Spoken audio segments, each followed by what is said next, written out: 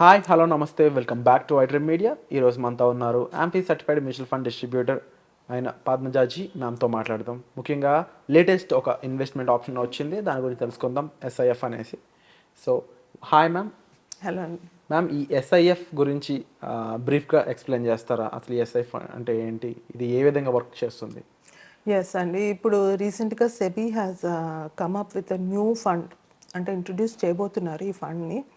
Specialised investment fund కింద దీన్ని categorise చేశారు.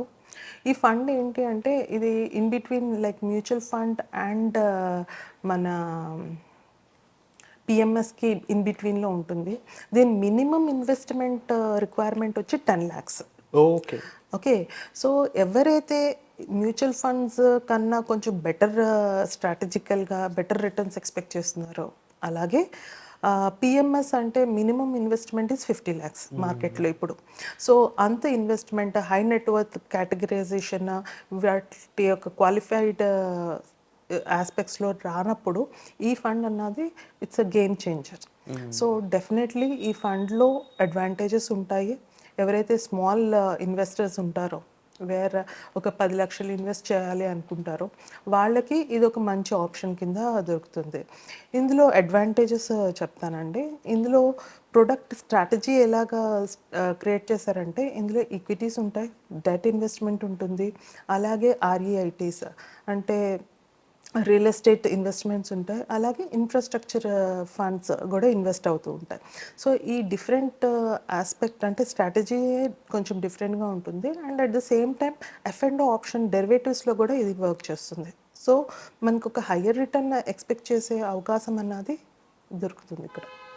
అండ్ దీనికి ముఖ్యంగా ఎటువంటి రిస్క్స్ అనేవి ఇంక్లూడ్ అయి ఉంటాయి? అండ్ ఇందులో ఇన్వెస్ట్మెంట్ చేసే విధానం అనేది పిఎంఎస్కి కంపేరబుల్గా ఎంతవరకు దగ్గరగా ఉంటుంది? లైక్ 10 lakhs అనే అమౌంట్ని మనం అంటే దానికంటూ ఏమన్నా ప్రొసెసర్ ఈ విధంగా ఉంటుంది చెప్తారా?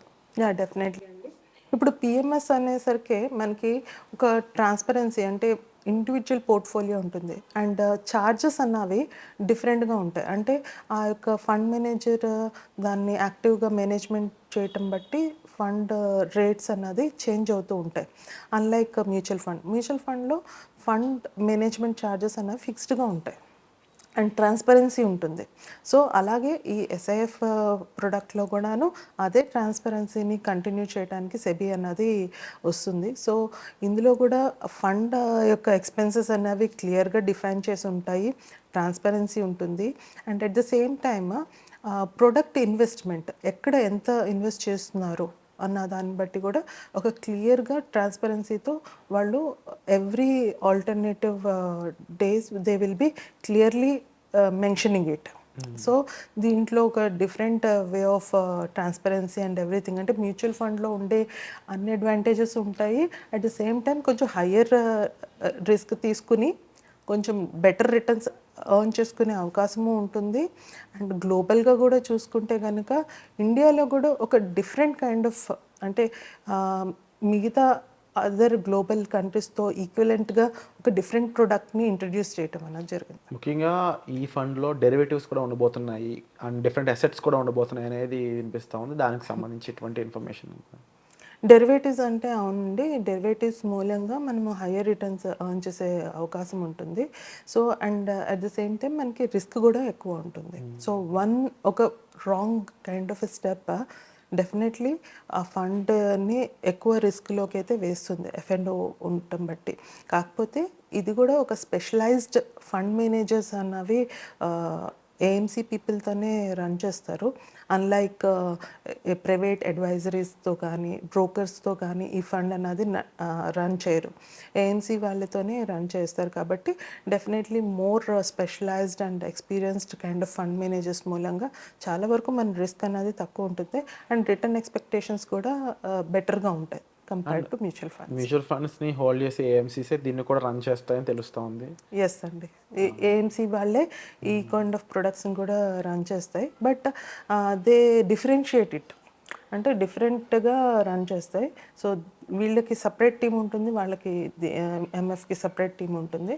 సో ఆ ప్రకారంగా రన్ అవుతాయి. Wonderful ma'am. అండ్ ముఖ్యంగా ఇది సజెస్ట్ చేయాల్సి వస్తే అంటే దీన్ని ఎటువంటి గోల్స్కి సజెస్ట్ చేస్తారు ఈ ఫండ్ని మీరు? వెల్త్ క్రియేషన్ అండి. బేసికల్లీ ద పీపుల్ ఎవరైతే ఒక వెల్త్ క్రియేట్ చేయాలి, కొంత రెగ్యులర్ కైండ్ ఆఫ్ రిటర్న్స్ కన్నా కొంచెం సుపీరియర్ రిటర్న్స్ కావాలి అని ఎవరైతే కోరుకుంటారో వాళ్ళకంటూ ఒక ఆప్షన్ అన్నది ఇవ్వాలి. సో ఇప్పటి వరకు మరీ 50 lakhs ఇస్ టూ ఎక్స్పెన్సివ్, అంటే మరి హై నెట్వర్త్ అయిపోతుంది. సో నార్మల్ పీపుల్ ఎవరి దగ్గర అయితే 10 lakhsతో కూడా మనం still we want to create a wealth అనుకునే వాళ్ళకి this is one of the best product.